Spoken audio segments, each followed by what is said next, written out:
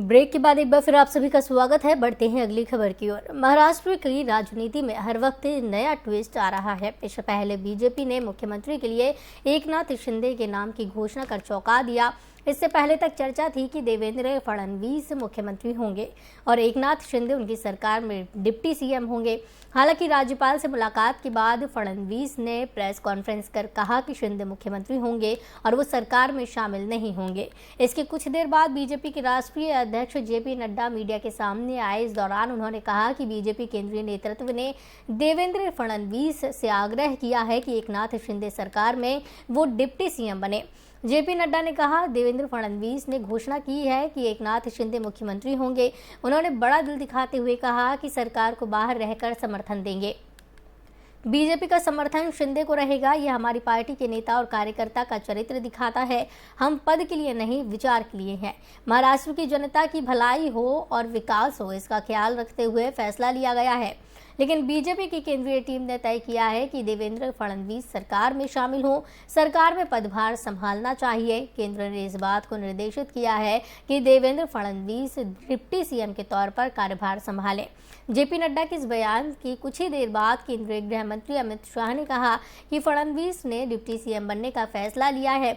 उन्होंने ट्वीट कर कहा, बीजेपी अध्यक्ष जेपी नड्डा के कहने पर देवेंद्र फडणवीस ने बड़ा मन दिखाते हुए महाराष्ट्र राज्य और जनता के हित में सरकार में शामिल होने का निर्णय लिया है। ये निर्णय महाराष्ट्र के प्रति उनकी सच्ची निष्ठा व सेवा भाव का परिचालक है। इसके लिए मैं उन्होंने हृदय से बधाई दी है।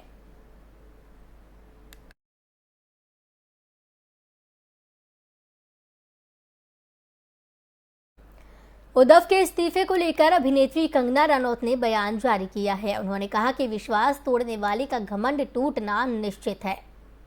1975 के बाद ये समय भारत के लोकतंत्र का सबसे महत्वपूर्ण समय है।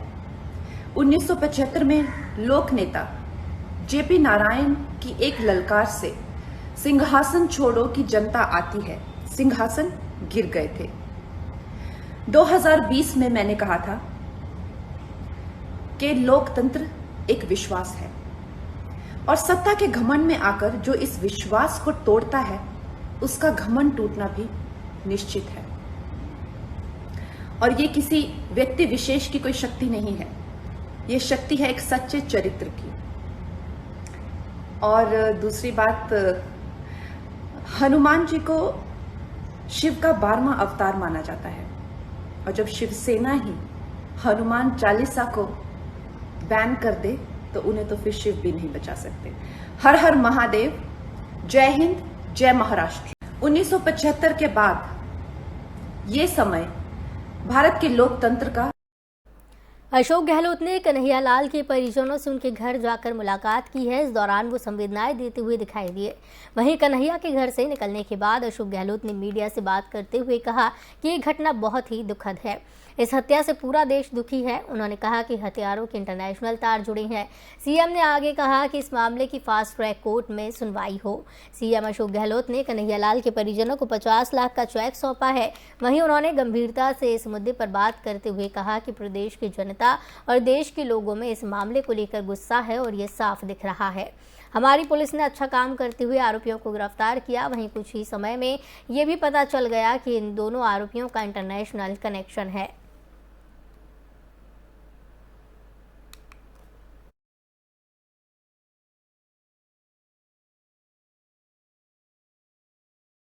उदयपुर की घटना पर सचिन पायलट का बयान दिया है। उन्होंने कन्हैया लाल की हत्या को एक आतंकी घटना करार दिया। कल घटना हुई इतनी खौफनाक थी और दरिंदगी मैं समझता हूँ उसने साफ दिखाई हमको दी है और इन लोगों ने इंसानियत की सभी सीमाएं पार कर दी। इस प्रकार की हत्या करना और जिस तरीके से इस पूरे हत्या को अंजाम दिया है उससे सबकी रूह हिल गई है और मैं समझता हूं कि वो लोग पकड़े गए हैं। अब तुरंत प्रभाव से एक फास्ट ट्रैक कोर्ट के माध्यम से जल्द इन दोषियों को ऐसी सजा दी जाए कि पूरा देश और दुनिया में उदाहरण बने कि जो इस प्रकार की हैवानियत को अंजाम देते हैं उन लोगों की। वक्त है एक और छोटे से ब्रेक का, जल्द हाजिर होंगे।